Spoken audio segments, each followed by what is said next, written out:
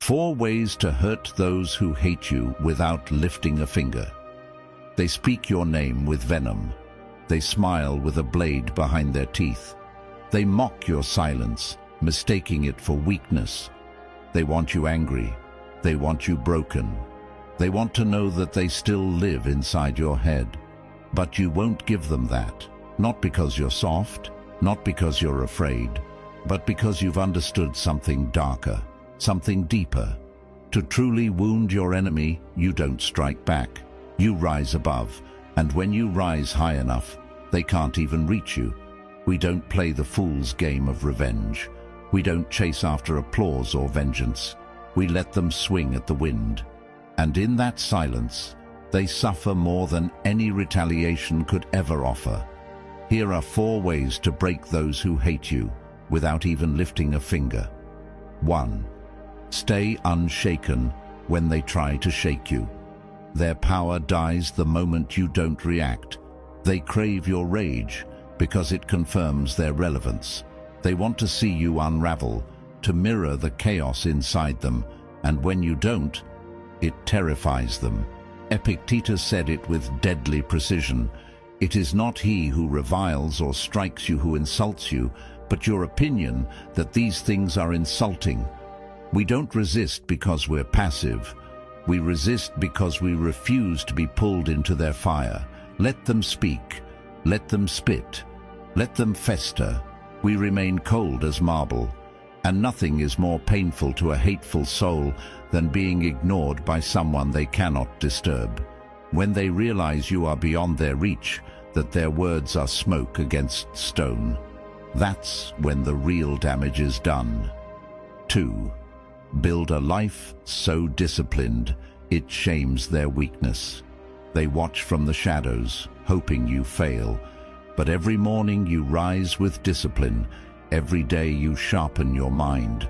Every night you hold yourself to standards they've never even touched. And slowly, your existence becomes a mirror they cannot bear to look into. Marcus Aurelius reminded himself daily, the best revenge is to be unlike him who performed the injury. So we train. We build habits rooted in strength, not spite. We cultivate peace so deep it makes their noise unbearable even to themselves. Because nothing hurts more than realizing the person you tried to destroy is now too far above you to notice. Not because they climbed to spite you, but because they never even saw you as an obstacle. 3. Outlive their hate. Time is the great judge, and those who hate burn quickly, consumed by their own fire. But we endure. We do not live in reaction. We live in intention. Every breath is a decision, every moment a test. Seneca warned, how much better to heal a wrong than to avenge one? Vengeance takes us far from the purpose of our lives, so we don't chase them, we outlast them.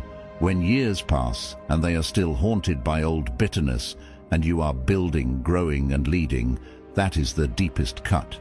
Because you didn't just survive them, you outgrew them, and without lifting a finger, without wasting a single drop of your strength on retaliation, you've already won.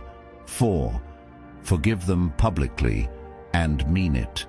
The cruelest mercy is the one that exposes their pettiness.